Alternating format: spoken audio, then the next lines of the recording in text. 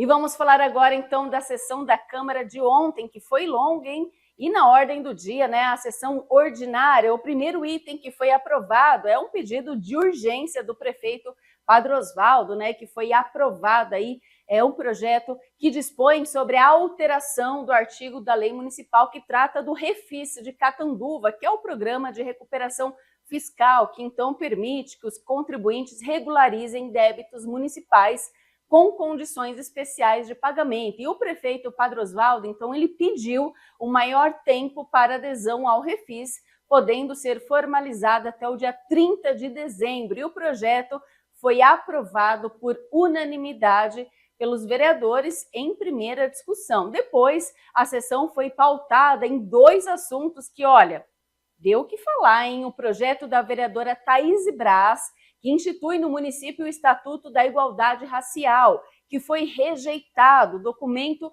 havia recebido um parecer desfavorável de comissões permanentes da Câmara e os vereadores, então, seguiram as comissões.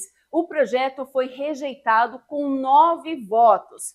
Na sequência, a discussão e votação do projeto também da vereadora Thaís Braz, que institui o protocolo antirracista, que determina, então, aos locais de ambiente de grande circulação de pessoas que devem implementar medidas de prevenção, conscientização e acolhimento de vítimas em situação de racismo.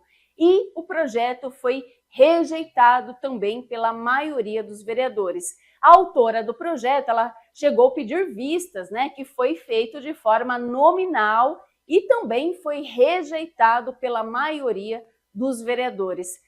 A vereadora Thaís Braz, a autora, então, desses projetos, ela utilizou a tribuna para falar que houve ali uma falta de diálogo na casa, que as comissões não teriam procurado a vereadora para discutir o projeto. Vamos ver, então, um trecho da fala dela.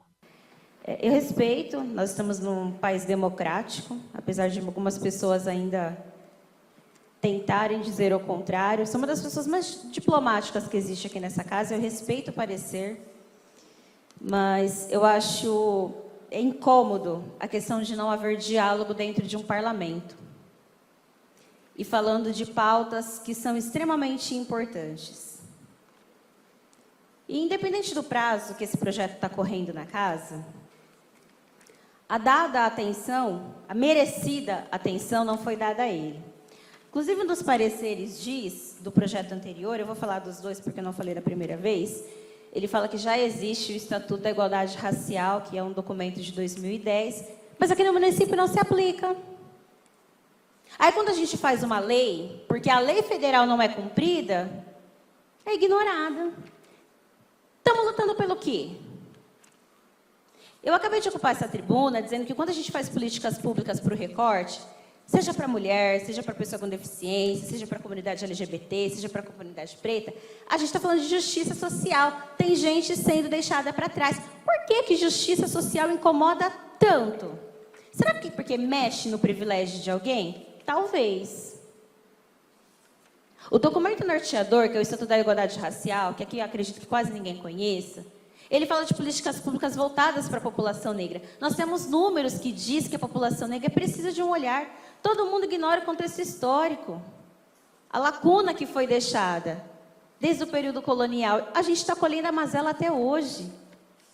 Existem políticas públicas, por exemplo, voltadas para a saúde da população negra que o município não implementa. Qual é o problema da gente fazer uma lei para se cumprir uma lei federal? Nós fizemos isso com a Lei 6161 de 2021, que essa casa aprovou, que é a Lei do Educar para a Igualdade Racial. Por quê? Porque enquanto ativista, enquanto parlamentar, eu estava cansada de famílias, de mães batendo na porta do meu gabinete, tocando no meu celular, falando que filho sofreu racismo na escola, sendo que existe uma Lei 10.639. Desde 2002. E por que 2020, 21, 22, 23, 24, 25 tem acontecido caso de racismo nas escolas? Depois que nós fizemos a Lei 6161 de 2021, os casos diminuíram drasticamente. Nós estamos falando de educação. Acabamos de falar que Catanduva, por exemplo, não tem equipamentos que abrigam as mulheres em situação de violência. Vamos fazer política pública com recorte, sim. Vamos fazer ação afirmativa para grupos que são mais fragilizados, sim. Senão não faz sentido eu ocupar essa cadeira. E o que mais me deixa assim incomodada, presidente, apesar que eu digo que eu respeito o posicionamento de cada um, é que não houve diálogo. E eu vou até aqui fazer uma meia-culpa, porque eu acho que esse último projeto, por exemplo, ele precisava de adequações.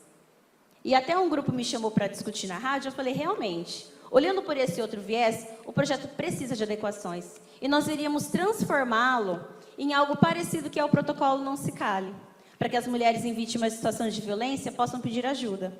Como as pessoas em situação de racismo também possam pedir ajuda. Porque acontece. Eu faço parte de um coletivo que existe nessa cidade desde 2017. A gente está aguentando tudo na nossa lomba sozinho desde 2017. O município ainda não fez um conselho de igualdade racial, como o próprio Ministério Público do Estado de São Paulo pediu. E o pouco que a gente tenta fazer de política pública para avançar, me parece um incômodo. Eu me sinto penalizada por fazer meu trabalho. Será que isso é uma caça às bruxas? Não sei. Não quero ser leviana.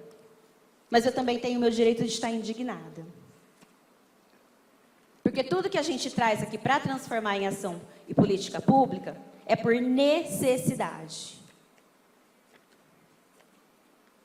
Porque tem gente sofrendo. Porque tem gente que não está tendo devido acesso, inclusive acesso constitucional. Como que a gente garante direito constitucional? Como que um parlamento deixa de aprovar uma lei e outras que vão vir? A gente está lutando para ter um centro de referência de atendimento à mulher. Essa casa vai barrar? A gente está lutando para ter cuidador nas escolas. A casa vai barrar? Por que a pauta preta incomoda? A gente já sofreu quase 4 séculos de escravização. Não é possível que mais vão ter que tirar da gente. A gente está tentando avançar a passos muito lentos. Sozinho a gente não consegue. A gente não consegue. Então, até desculpa o desabafo, presidente, porque a tribuna é justamente o momento para a gente falar sobre isso.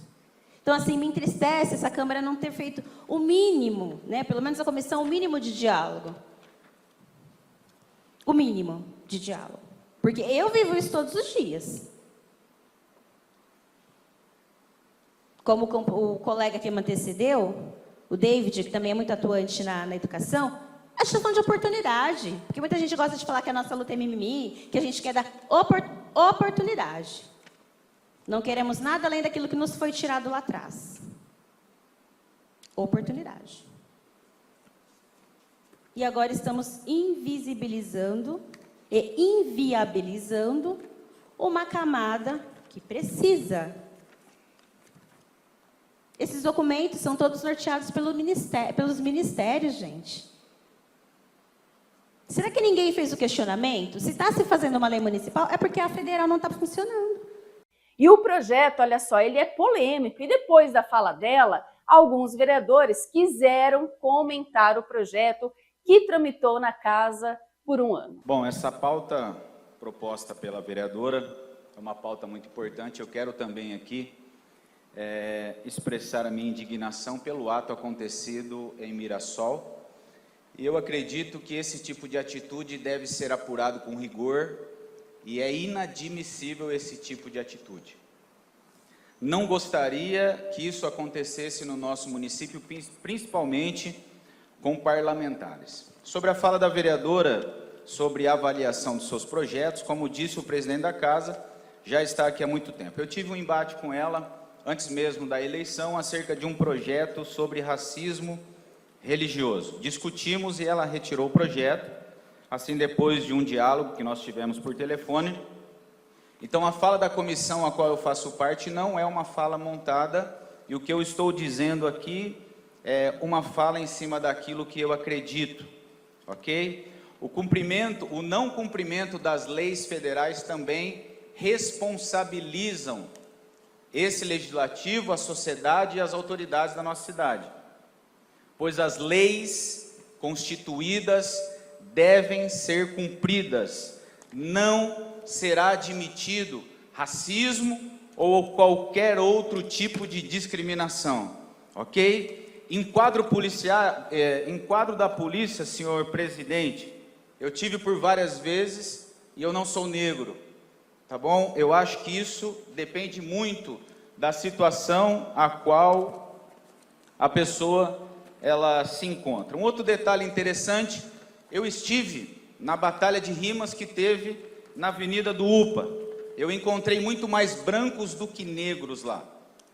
Então, eu quero dizer para vocês que recentemente recebi nessa casa alguns policiais militares que, não sei se vocês perceberam, mas eles estão frequentemente aqui. Vieram agradecer esses dias o senhor presidente por interceder acerca da atividade delegada e juntamente com o seu assessor pela sua ausência nós estivemos aqui no plenário. Eu postei uma foto nas minhas redes sociais e ali vocês podem ver que ali estavam 2 policiais negros e 2 policiais brancos. Eu não vejo na nossa cidade essa discriminação. Esse é um pensamento meu. Eu acho que nós precisamos sim discutir. Teve tempo para se discutir, estou à disposição para discutir qualquer tipo de projeto, independente de sigla partidária, de ideologia ou de fiéis, de qualquer outra pensamento, e eu estou aqui sim. Então não é uma fala montada, é uma fala técnica sim, do jurídico, da comissão, e nós estamos aqui sim para discutir qualquer tipo de assunto, principalmente assuntos delicados, senhor presidente. Estou à disposição e encerro a minha fala dizendo assim: não ao racismo, nós não vamos aceitar esse tipo se eu posso usar a palavra de inadmissível, repudiamos esse tipo de atitude. Muito obrigado a todos, eu encerro aqui as minhas justificações e peço para que todos compreendam aí a minha fala e quero deixar aqui o meu carinho a toda a comunidade negra. Mas vamos lá, você sabe que eu na minha empresa, a pessoa que eu mais confio lá, minha gerente financeira, é uma pessoa preta. E eu nem tinha me dado conta disso. Uma excelente profissional, fantástica, de confiança, idônea, honrada, mãe. E eu não tinha percebido essa questão. Eu continuo dizendo, e não estou só em palavras, eu dou o meu salário 100% para promover inclusão para as pessoas que precisam de oportunidades. Se eu quisesse ficar fazendo medida eleitoreira, eu doaria cesta básica, mas eu quero dar dignidade às pessoas. Eu acho que tem pessoas que vivem de amarras ideológicas, e nós precisamos se libertar disso. Nós precisamos dar dignidade às pessoas. Eu quero ler aqui o artigo número 1, e agora estou falando como empresário nessa cidade. Ficam os ambientes de grande circulação de pessoas obrigados a implementar medidas de prevenção, conscientização e acolhimento às pessoas negras em situação de risco ou violência racial nas suas dependências. Eu quero ressaltar veemente que racismo é crime. Crime. E nós já temos Constituição para isso. Eu vejo que aumentou os números de racismo, mas na verdade eu vejo que a conscientização das pessoas em denunciar o crime aumentou. Eu acho que a conscientização é a melhor saída. E nós precisamos entender e colocar na cabeça das pessoas que nós somos todos iguais perante a lei. Nós precisamos fazer isso se valer. Nós não precisamos de mais lei. Como a vereadora me citou aqui, eu ouvi a entrevista dela na Jovem Pan, e ela disse lá que tem muitas leis que foram sancionadas, mas não são colocadas em prática. Será que nós precisamos de mais leis? Ou nós precisamos lutar para que as leis que estão em vigor sejam cumpridas. Por isso que eu acho que a melhor saída é a conscientização das pessoas. E aí eu volto a reforçar, a escola cívico-militar é uma boa saída para isso. Porque só de bullying diminui em torno de 80%. Então, senhor presidente, não dá para nós colocarmos mais essa carga nos empresários de Catanduva.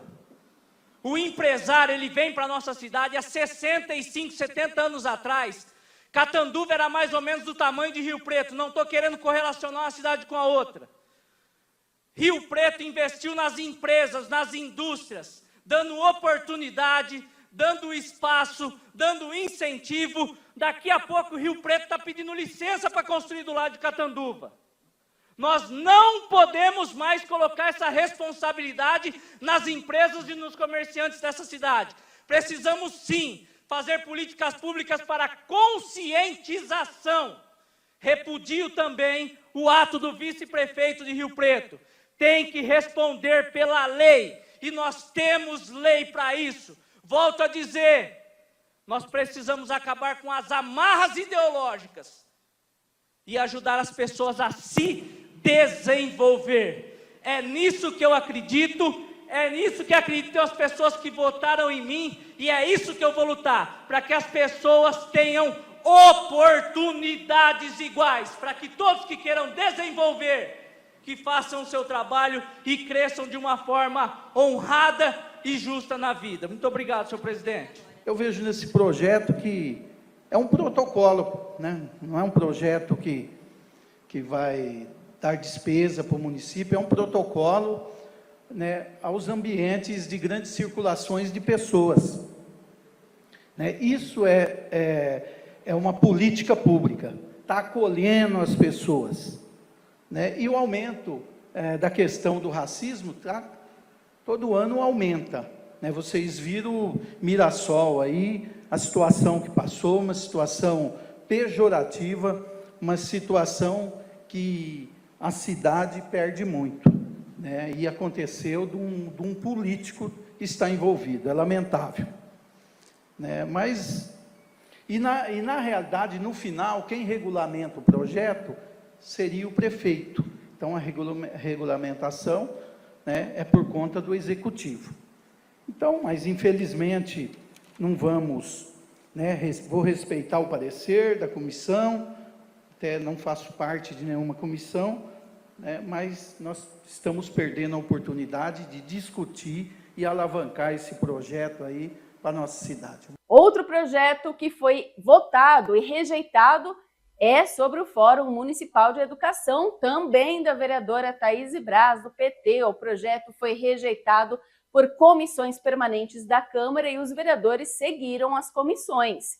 E teve ainda o projeto de autoria do vereador Marquinhos Ferreira, do PT, que garante a emissão de certidão negativa de fornecimento de medicamentos ou tratamento médio ou documento similar aos usuários da rede pública de saúde do município, que teve pedido de vistas por 10 dias. O pedido foi do próprio autor do projeto e foi aprovado pelo plenário. E, por fim, o projeto de autoria da mesa diretora que dispõe sobre a filiação da Câmara de Catanduva à Associação Brasileira de Câmaras Municipais, a ABRACAM, né? E foi aprovado, então, por unanimidade.